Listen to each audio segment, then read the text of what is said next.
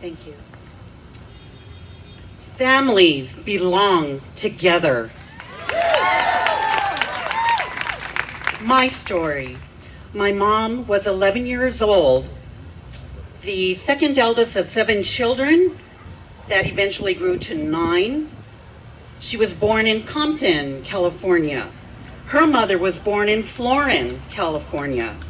Her father was born in Hiroshima, Japan. My father was 18 years old.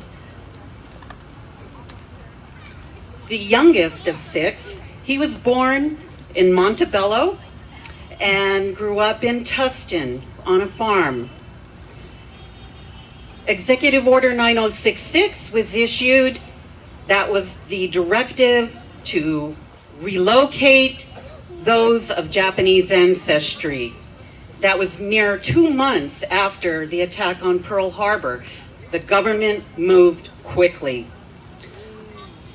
My parents, their families, were told to report to an assembly center at the Santa Anita racetrack. They could take what they could carry, which was essentially 1 suitcase. So all of their belongings had to fit in that suitcase, and they were told to report. When they did, there were barracks that were built over the horse stalls at the racetrack. Asphalt was laid over the top of those stalls that had not been cleaned out, and that's the stories I remember hearing, that it smelled terrible. That's where they were. They were said to go get ready to ride a train to go to camp. This wasn't summer camp. This wasn't for fun. We're talking about euphemisms that were used by the government. An assembly center. It's a concentration center. Camp. It was a prison. My mother's family wound up in Jerome, Arkansas, in swampland. My father's family wound up in Gila River, Arizona, without his father. He had been taken away by the FBI before the family went to the assembly center. They had no idea where their father was.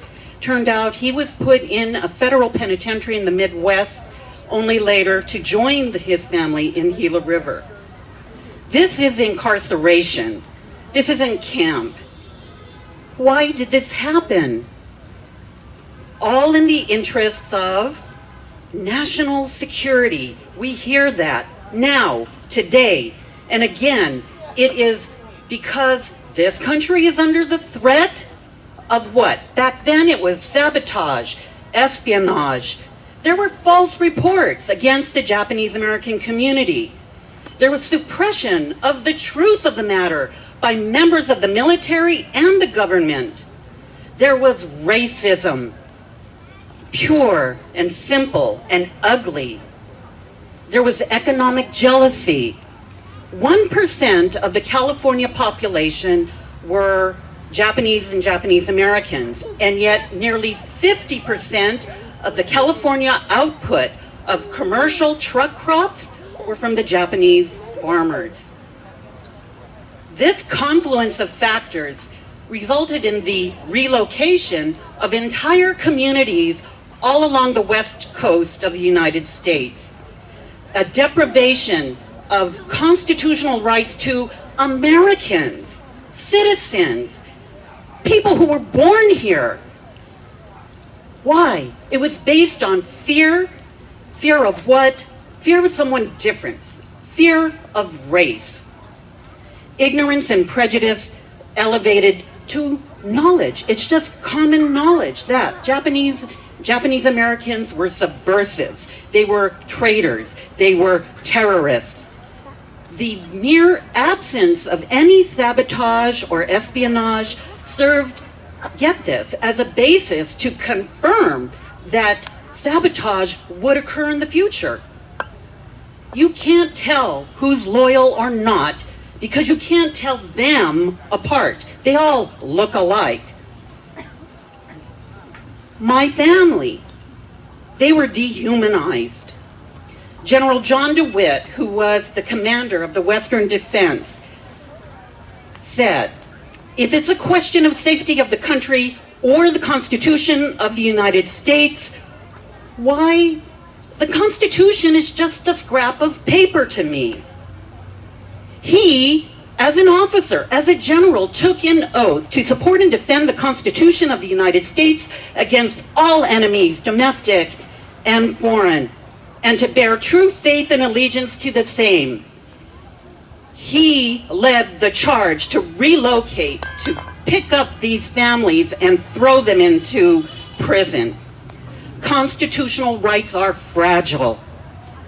If violated, they don't flap papery wings from the archives to attack the wrongdoer. No. Our constitutional rights are protected and fought for by people like my dad.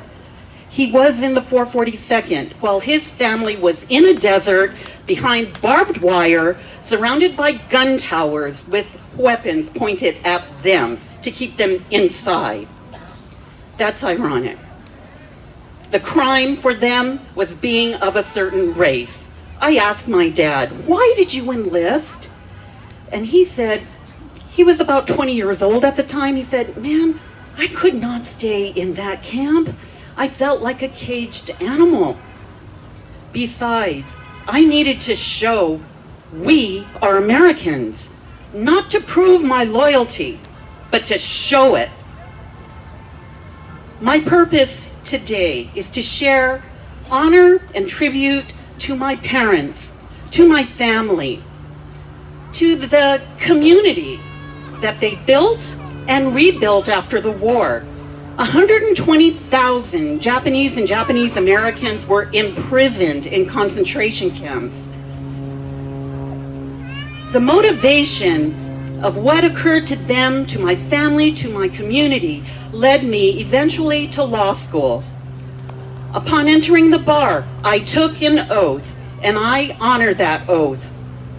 I will support the Constitution of the United States and the state of California, and I will conduct myself at all times with dignity, courtesy, and integrity.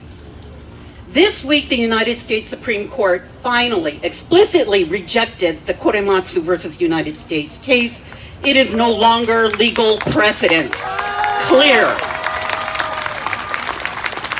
But that only goes so far as to race, not to religion, not to other protected groups. The fight is not over.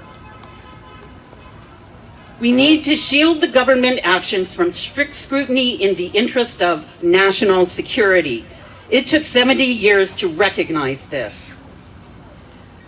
Judge Marilyn Patel, in her ruling in 1984 on the Korematsu case that came to basically remove the criminal conviction suffered by Korematsu, said that in times of international hostility and antagonisms, our institutions, legislative, executive, and judicial, must be prepared to exercise their authority to protect all citizens from the petty fears and prejudices that are so easily aroused.